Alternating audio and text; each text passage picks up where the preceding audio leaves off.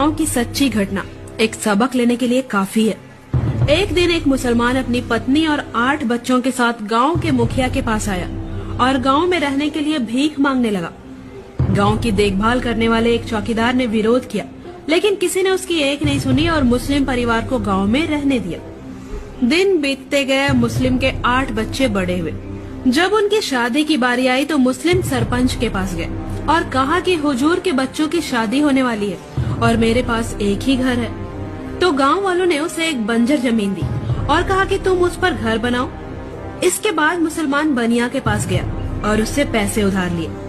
कुछ समय के बाद उन 8 बच्चों से 74 बच्चे पैदा हुए और देखते ही देखते लगभग 30 वर्षों में उस गांव में मुसलमानों की आबादी 40% हो गई।